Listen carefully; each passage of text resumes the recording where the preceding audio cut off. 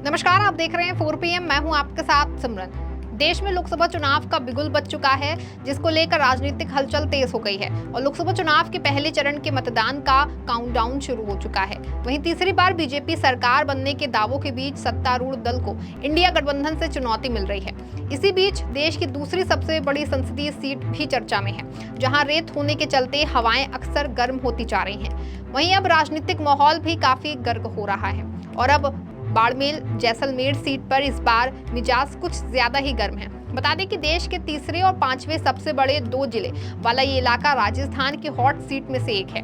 आपको बता दें कि राजस्थान की 25 लोकसभा सीटों में सबसे hot seat Barmer Jaisalmer Lok Sabha seat पर त्रिकोणीय ये महामुकाबला बना हुआ है। इस सीट पर राजस्थान ही नहीं पूरे देश की नजरें हैं। बाड़मेर जैसलमेर लोकसभा सीट पर रविंद्र सिंह भाटी के निर्दलीय चुनाव लड़ने से इस सीट पर मुकाबला दिलचस्प हो गया है। इसको लेकर सभी राजनीतिक दल अपनी अपनी ताकत झोंक रहे हैं। बता दें कि बाड़मेर जैसलमेर लोकसभा सीट पर बीजेपी के मौजूदा सांसद कैलाश चौधरी को पार्टी ने एक बार फिर मैदान में उतारा है। वहीं कांग्रेस ने राष्ट्रीय लोकतांत्रिक पार्टी छोड़कर आए उम्मेदाराम को अपना टिकट दिया है, जबकि निर्दलीय उम्मीदवार रविंद्र सिंह भाटी के ताल ठोकने के बाद बीजेपी की मुश्किलें बढ़ गई हैं, जिसको देखते हुए राजनीतिक हलचल तेज हो गई है। वहीं बीजेपी अपनी नाक बचाने के लिए इस सीट को जीतने के लिए पूरी जी जान से लगी है।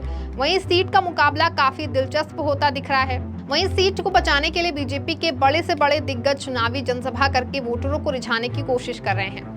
आपको बता दें कि बीजेपी इस सीट पर अपनी जीत निश्चित करने के लिए कई तरह की रणनीतियां बना रही है।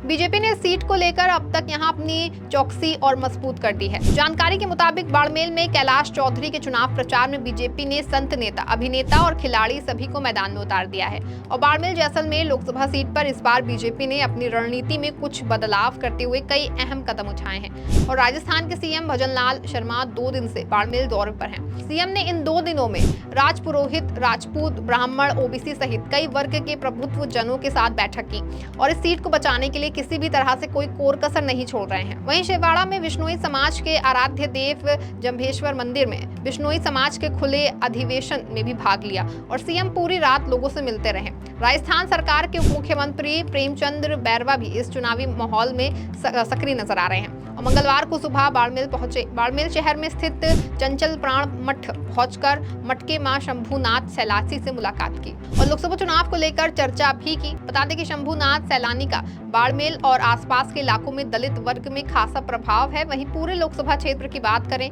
तो दलित यहां निर्णायक भूमिका में है। ऐसे में सीट से निर्दलीय मुकाबला होने के चलते दलित वोट बैंक अहम रोल निभाएगा। बाड़मेर जैसलमेर बालोतरा लोकसभा सीट पर बीजेपी की रणनीति के तहत हर वर्ग, हर जाति तक पहुंचकर उन्हें साधने के साथ जीतने के लिए किलाबंदी की गई है। बता दें कि सीट को किसी भी तरह से अपने हाथ से ना जाने देने के चलते पीएम मोदी समेत बीजेपी के तमाम दिग्गज वहां पर रैलियां कर रहे हैं और जनता को लुभाने का कोई भी कोर कसर नहीं छोड़ रहे हैं। वहीं अब इस सीट पर कमल खिलेगा या मुरझा जाएगा, ये तो आने वाला समय ही बताएगा। आपको बता दें कि इस सीट पर जाट वोटर 4 लाख से 4,50,000, SC ST 4 लाख और मुसलमान 2,50,000 के करीब हैं, जबकि यहाँ 6 लाख मूल OBC, 2,50,000 राजपूत और वैश्य ब्राह्मण 1,50,000 हैं। बता दें कि श्री शरणीय युवक संघ के संस्थापक संत सिंह ने इस सीट से चुनाव जीता है और साल 1962 में राम राज्य परिषद और 1977 में जनता पार्टी से चुनाव जीतकर वो संसद पहुंचे। यहाँ से जनता दल के कल्याण सिंह कलवी भी चुनाव जीत चुके हैं। इसी के अलावा कांग्रेस के दिग्गज नेता रामनिवास मिर्धा भी 1991 में इस सीट से जीत चुके थे। वहीं साल 1952 से अब तक के परिणाम पर नजर डाले तो यहाँ जाट और राजपूत वोटर्स काफी अहम साबित होते हैं, जबकि मूल OBC, राजपूत आदि मतदाताओं की भी निर्णायक भूमिका रहती है। जानकारों की माने तो पिछले 2 लोकसभा चुनाव में जाट और मूल OBC का वोट मोदी लहर के चलते OBC को ही मिला। साल 2014 की बात करें तो पूर्व प्रधानमंत्री अटल बिहारी वाजपेयी के हनुमान कहे जाने वाले उनके विश्वास पात्र रहे जसवंत सिंह को मैदान में थे और उन्हें साल 2009 में निष्कासित कर दिया गया था, लेकिन उन्होंने 2014 में पार्टी से टिकट मांगा था। हालांकि टिकट नहीं मिलने के चलते बतौर निर्दलीय प्रत्याशी मैदान में उतरे और बीजेपी के कर्नल सोनाराम ने उन्हें मात दी। इस चुनाव में पूर्व केंद्रीय मंत्री के सत्ताधारी 1000 वोटरों के अंतर से हार हुई, जबकि कांग्रेस के हरीश चौधरी को महज 18.36% वोट मिले थे। हालांकि कैलाश चौधरी 59.52 वोट प्रतिशत के चलते 3 लाख से भी ज्यादा अंतर से इस सीट को जीतने में कामयाब रहे। बता दें कि कैलाश चौधरी केंद्रीय कृषि और किसान कल्याण राज्य मंत्री हैं और बायतू से विधायक चौधरी लंबे समय से राष्ट्रीय स्वयंसेवक संघ से भी जुड़े हुए हैं। साथ ही बीजेपी किसान मोर्चा राजस्थान के अध्यक्ष रहे हैं। वहीं बेनीवाल की बात करें तो सीमावर्ती जिले बाड़मेर में आरएलपी को मजबूत करने में उनकी बड़ी अहम भूमिका रही और उन्हें 2018 और 2023 के विधानसभा चुनाव में हार मिली। हालांकि इस बार के चुनाव में कांग्रेस के हरीश चौधरी को बड़ी टक्कर दी और महज 910 वोट से हारे। बता दें कि भाटी ने जेएनवीयू छात्र राजनीति के माध्यम से अपनी राजनीतिक यात्रा शुरू की। हालांकि उन्होंने अपने जीवन का पहला चुनाव भी निर्दलीय ही लड़ा। जानकारी के अनुसार एबीवीपी के टिकट से ना मिलने के बाद उन्होंने बागी होकर निर्दलीय ताल ठोकी थी और जेएनवीयू के 57 साल के इतिहास में पहले स्वतंत्र छात्र संघ अध्यक्ष के रूप में जीत हासिल की। इन सबके बीच कांग्रेस को उम्मीद राम बेनीवाल से है। वो नेता जो राष्ट्रीय लोकतांत्रिक पार्टी सुप्रीमो हनुमान बेनीवाल के करीबी रहे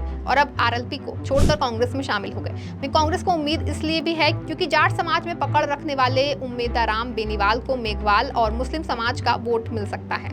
खास बात यह है कि रविंद्र सिंह भाटी के मैदान में उतरने से कांग्रेस की उम्मीद को पंख लग गए हैं, क्योंकि भाटी जितनी मजबूती से बीजेपी प्रत्याशी कैलाश चौधरी के वोट काटेंगे, उम्मीदराम के लिए जीत का रास्ता उतना आसान हो जाएगा। दरअसल बाड़मेर जैसलमेर लोकसभा सीट में शामिल 8 विधानसभाओं में से 5 पर भाजपा, 1 पर कांग्रेस और 2 पर निर्दलीयों का कब्जा है। वहीं शिव पर रविंद्र सिंह भाटी और बाड़मेर में प्रियंका चौधरी विधायक हैं। ऐसे में बीजेपी और कांग्रेस की स्थिति कुछ खास मजबूत नहीं है। वहीं जैसलमेर, पचपदरा, गुड़ामालानी, चौहटन और सिवाना सीट पर भाजपा विजयी हुई, जबकि कांग्रेस को सिर्फ बायतू सीट पर जीत मिली है। इस क्षेत्र में युवा वोटर्स को साधने के लिए रविंद्र सिंह भाटी पूरा प्रयास कर रहे हैं, जबकि राजपूत वोट बैंक के लिहाज से भी उनका पड़ला जो है वो काफी भारी नजर आ रहा है। खास बात यह है कि इस क्षेत्र में उनकी तुलना कांग्रेस के युवा नेता सचिन पायलट से होने लगी है। इसके अलावा रेगिस्तानी इलाकों की मूलभूत समस्याओं की ओर बार-बार इशारा करके भाटी इस क्षेत्र की जनता को भावात्मक तौर पर भी जोड़ने में लगे हैं। वहीं 2 मजबूत प्रतिद्वंदी की टक्कर के चलते बीजेपी प्रत्याशी कैलाश चौधरी के लिए इस बार मुश्किल जो है वो नजर आ रही है। आपको बता दें कि जाट समाज में पकड़ रखने वाले चौधरी के वोट बैंक में बेनीवाल की सेंधवारी की कोशिश में है, बावजूद इसके कि इस बात जो उनके पक्ष में है, या यूं कहें कि पूरे देश में हर बीजेपी प्रत्याशी के पक्ष में है। वहीं आग उगलते रेतों पर भंवरजाल में फंस चुके कैलाश चौधरी के समर्थकों को उम्मीद है कि पीएम नरेंद्र मोदी की सभाओं के जरिए इस क्षेत्र में एक बार फिर कमल खिल सकता है। ये तो आने वाला वक्त ही तय कर पाएगा। इस खबर में फिलहाल बस इतना ही। ऐसी तमाम राजनीतिक खबरों के लिए बने रहें और देखते रहें 4PM। धन्यवाद।